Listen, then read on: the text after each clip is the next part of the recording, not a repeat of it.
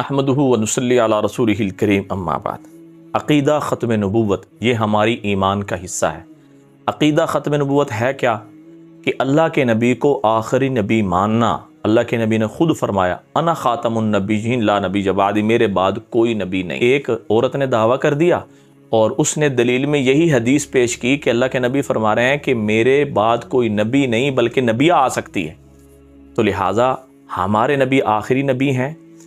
अब ख़त्म नबूवत के सदके ये जो दीन की ज़िम्मेदारी है हर कलमा गो के ज़िम्मे है कि वो अक़ीदा ख़त्म नबूवत के तहफ़्फ़ुज़ में अपना जान माल वक़्त हर चीज़ सरफ़ कर दे। इसी उन्वान से एक वाक़या आपके गोशगुज़ार करता हूँ। ये वाक़या है एक नूरे डाकू का कि उस नूरे डाकू ने हुज़ूर सल्लल्लाहु अलैहि वसल्लम की ख़त्म नबूवत के तहफ़्फ़ुज़ के लिए अपने आप को कैसे पेश किया और कैसे अल्लाह पाक ने फिर उसको नवाजा और अल्लाह पाक ने उसको कैसे राह रास्त पर लेकर आए। ये वाक़या उस नूरे डाकू का आपके सामने पेश खिदमत है। हज़रत मौलाना सफदर अमीन उकाड़वी रहमतुल्लाह अलैह ये बहुत बड़े मुनाजिर हैं और अल्लाह पाक ने इनको इल्म पे ऐसा नवाजा था कि जिसका कोई किनारा ही नहीं। एक मौके पे फरमाते हैं कि विहाड़ी के एक गांव से मेरे पास एक ख़त आया और ख़त के अंदर ये तहरीर थी कि हज़रत आप हमारे पास फ़लाँ तारीख़ को अगर आ जाएँ तो आपकी बहुत मेहरबानी होगी कि इस हमारे गांव में सीरतुन नबी के मौके पे अल्लाह के नबी की सिफ़ात का कभी किसी ने तज़किरा नहीं किया, ना ये करने देते हैं।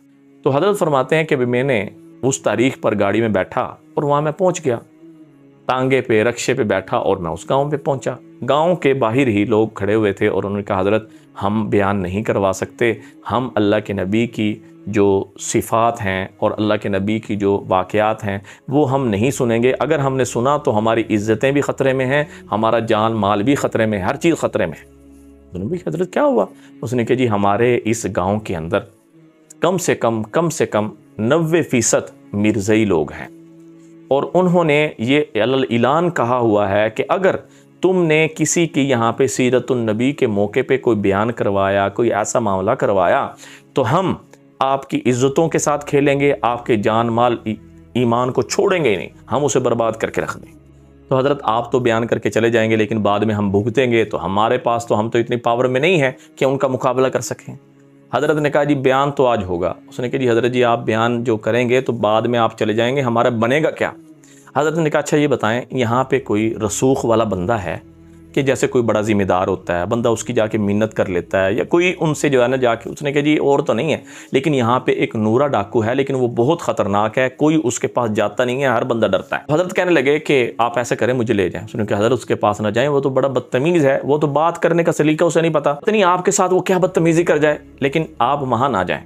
लेकिन हज़रत ने कहा भी जो भी है जाएंगे तो सही उसके पास। बहरहाल सारे मिल के जो है ना चले गए। जब उसके पास पहुँचे उसने बड़े तंज़िया अंदाज में कहा ओ मौलवियो इत्थे की करना आ गए हो, क्या करना है इत्थे तुसी?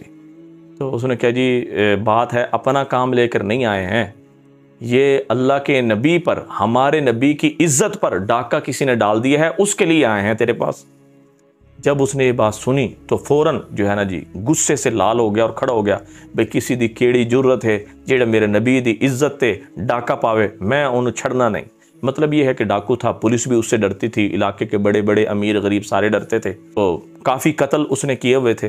बहरहाल तो वो हज़रत के साथ आया, मस्जिद में सारे जमा हो गए और वहाँ ऐलान किया। ऐलान पे उसने कहा कि भी कौन ऐसा बंदा है कि जो अपने बच्चों को यतीम करवाना चाहता है, जो अपनी बीवियों को बेवा करवाना चाहता है, अगर किसी ने भी इस मौके पर अल्लाह के नबी की जो तारीफ़ हो रही है इसमें जो रुकावट बनेगा हम उसकी गर्दनों को उतार देंगे। उसने ये ऐलान किया। और एक और भी, इस बयान के बाद भी अगर किसी ने इन लोगों को कुछ कहा तो मुझसे बुरा कोई नहीं होगा, ये कहा। तो बहरहाल बयान शुरू हो गया।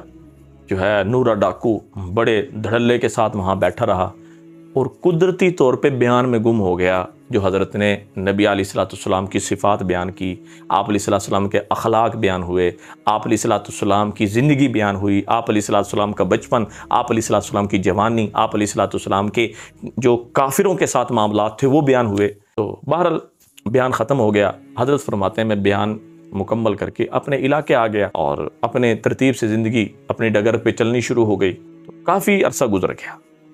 कुछ अरसा गुजरने के बाद एक दफ़ा मैं घर में था तो मेरे दरवाजे पे दस्तक हुई।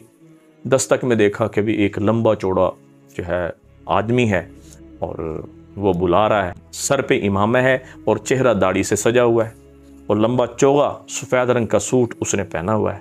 वाह, मैंने कहा पता नहीं कौन अलामा ये है। अलामा आ गया, हज़रत जी अब कौन? उसने कहा तू पछाणिया? मौलवी मैंने पछाणिया, मैं कौन हाँ? उसने कहा हज़रत मैंने तो नहीं पहचाना, आप कौन है? उसने कहा जी मैं ओही नूरा डाकू हाँ, वो जेड़ा उस दिहाड़े बयान के मौके पर काम आया सी। उसने कहा अल्लाहु अकबर, ये कैसे हुआ? उसने कहा जी बयान तो ख़त्म हो गया, उसके बाद मैं जाके जो घर जेड़ा ना थक गया सी, मैं सो गया। अल्लाह दे नबी की जियारत हुई, अल्लाह दे नबी जियारत हुई ख्वाब विच आए तो अल्लाह दे नबी फरमाया कि ए नूरे डाकू, तू अज मेरी इज्जत के तहफ़ुज़ दे वास्ते खलोता, अल्लाह पाक तेरे सारे गुनाह माफ़ कर देते। मैं उठा और आंखों से आंसू जारी थे और आंसू अब तक जारी हैं, रुक नहीं रहे। वो मोहब्बत, वो लज्जत अभी जो है अल्लाह के नबी जब बात कर रहे थे वो मैं महसूस करता हूँ कि अल्लाह के नबी किस लहजे में मुझसे बात कर रहे थे कि मैंने अल्लाह के नबी की इज़्ज़त के नामूस की हिफाजत के लिए कदम बढ़ाए तो अल्लाह के नबी ने ख्वाब में आकर जो है ना मुझे खुशखबरियाँ सुनाई। इससे बड़ी किस्मत वाली बात क्या हो सकती है? उसके बाद से ज़िंदगी ऐसी बदली, डाकुओं से जिसका माल खाया, जिसका मामला किया, वो सारा उनको वापस कर दिया, तौबा कर ली। आज मैं आपके सामने खड़ा। हकीकतन अल्लाह के नबी की जो ख़त्म नबूवत वाली इस इज़्ज़त की हिफाजत करेगा, खुदा की कसम अल्लाह के नबी ख्वाब में आकर उसको खुद खुशखबरियाँ सुनाएंगे। तो इस वजह से अक़ीदा ख़त्म नबूवत लाजमी तौर पे मेरी गुजारिश है, अपने करीब उलमा हैं उनसे लाजमी सीखें। ये ईमान का हिस्सा है, इसके बग़ैर ईमान मुकम्मल नहीं। एक आखिरी बात मैं कर रहा हूँ, सुन लें कि अगर ख़त्म नबूवत के हवाले से इसके मुकाबले में कोई अहमदी हो, कोई मिर्ज़ई हो, कोई कादी, कोई भी आ जाए और वो आपको लाखों करोड़ों अरबों खरबों रुपए दे, वो आपको पैसे दे, वो आपको कारोबार करवा दे, वो आपको रिश्ता दे दे, वो आपको सारी दुनिया भी दे दे, फिर भी एक सेकंड और मिनट के लिए हम किसी को हुजूर सल्लल्लाहु अलैहि वसल्लम की ख़त्म नबूवत के साथ नहीं जोड़ सकते, नहीं जोड़ेंगे। ये हमेशा याद रखें। बेशक आप यूनिवर्सिटी में पढ़ रहे हैं, बेशक आप कॉलेज में पढ़ रहे हैं, बेशक कोई भी है, किसी के जैसे भी अखलाक हों, ये जानबूझकर अपने आप को फंसाने के लिए जो मिर्ज़ई कादियानी हैं, ये पैसे का लालच, लड़की का लालच, अखलाक का लालच, इज़्ज़त का लालच दे के आपको फंसाते हैं ताकि आप हमारे साथ मिलकर क्या हो जाएगा अगर जो है हम अल्लाह के नबी को भी मानते हैं और अहमद को भी जो है ना जी मान लें कि वो भी अल्लाह का नबी है। नहीं मानेंगे, अल्लाह के नबी आखिरी नबी हैं। ख़त्म नबूवत के सदके हमारी ज़िम्मेदारी बनती है कि अक़ीदा ख़त्म नबूवत इसको सारी दुनिया में आम करें। दुआ में याद रखें। अस्सलामु अलैकुम वरहमतुल्लाहि वबरकातुहू।